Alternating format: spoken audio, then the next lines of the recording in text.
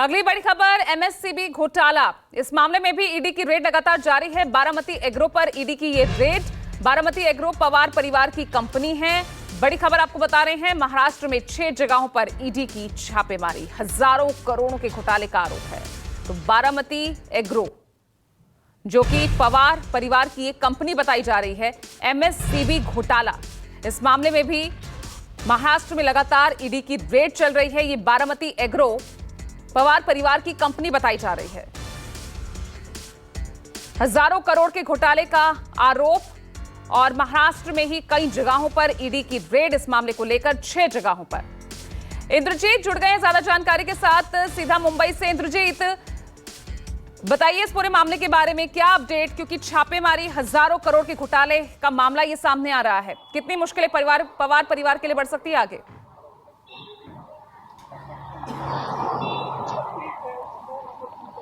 जी बिल्कुल, शरद पवार परिवार के खिलाफ मुश्किल बढ़ सकती है, क्योंकि ये जो महाराष्ट्र स्टेट कोऑपरेटिव बैंक घोटाला है और काफी पुराना मामला है ये, और एक करीब 5,000 करोड़ का घोटाला है। उसमें आरोप है कि जो बारामती एग्रो है, जो पवार परिवार की कंपनी है, उसने उससे लोन लिया था और वो लोन नहीं चुकाया, और उसी को लेकर ये रेड चल रही है।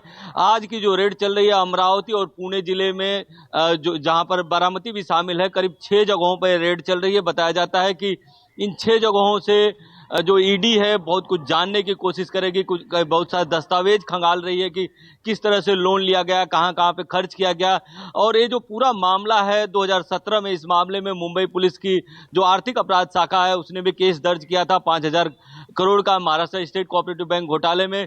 अजित पवार सहित 70 लोगों को आरोपी बनाया था, लेकिन तब पुलिस ने क्लोजर रिपोर्ट दाखिल की और बताया कि इसमें कुछ ज्यादा नहीं मिला है, और क्लोजर रिपोर्ट फाइल किया था। लेकिन ईडी इस मामले को नहीं मानी, और ईडी ने इस क्लोजर रिपोर्ट को नहीं माना। ईडी अपने तरीके से जांच कर रही थी इस मामले में, और अब ईडी इस मामले की जांच के तहत ही आज जो है 6 जगहों पर रेड कर रही है। और एक तरह से कहें तो पवार परिवार पर शिकंजा कसता जा रहा है।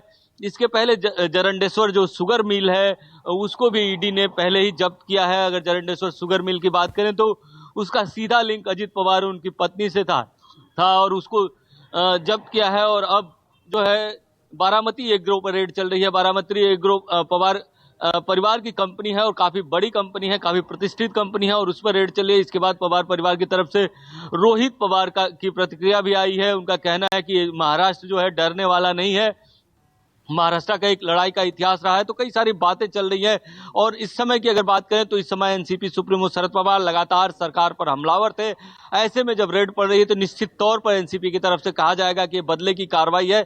लेकिन अगर बात करें ये पूरे स्कैम की, तो पूरे स्कैम में जो उप मुख्यमंत्री अजित पवार हैं, पहले उनका नाम आया था। उनके स्वामित्व वाली, उनकी पत्नी की स्वामित्व वाली एक कंपनी को ईडी ने जब्त भी किया है, और फिर से ये रेड हो रही है। तो क्या अजित पवार पर भी शिकंजा कसेगा, ये सवाल उठना लाजमी है। लेकिन जहां पे रेड हो रही है, जैसे बारामती एग्रो की बात करें, तो उसका जो मालिकाना हक है और उसकी जो देख रेख है वो रोहित पवार, जो अजित पवार के भतीजे हैं, रोहित पवार, वो जो अभी शरद पवार गुट के माने जाते हैं, उनकी देखरेख में जो बारामती एग्रो है वो चल रही थी। तो कहीं ना कहीं इसका सीधा लिंक एनसीपी के नेताओं की बात करें तो वो कहेंगे कि उनके बदले की कार्रवाई है, क्योंकि एनसीपी सुप्रीमो शरद पवार लगातार सरकार पर हमलावर हैं। कल उन्होंने प्रधानमंत्री नरेंद्र मोदी पर हमला बोला। उन्होंने कहा कि बीजेपी ऐसा दावा करती है कि देश में एक ही गारंटी चलती है, प्रधानमंत्री मोदी की गारंटी चलती है, लेकिन मोदी की गारंटी को कोई मानने वाला नहीं है। देश में अब लोग मोदी की गारंटी नहीं मान रहे हैं, ये सिर्फ बीजेपी भ्रम फैला रही है। तो कहीं ना कहीं उन्होंने इस समय लगातार बीजेपी पर हमले तेज कर दिए थे, और इस समय जब रेड चल रही है तो निश्चित तौर पर एनसीपी ये कहेगी कि एनसीपी के लिए मुश्किल खड़ी हो सकती है। लेकिन इसके साथ ही एक बार फिर से क्या अजित पवार पर भी कार्रवाई होगी, ये बड़ा सवाल भी यहां पर छोड़ जाती है, जिसे जाहिर तौर पर एनसीपी की तरफ से उठाया जा सकता है। एक छोटा सा ब्रेक यहां पर ले रहे हैं, बने रहिए।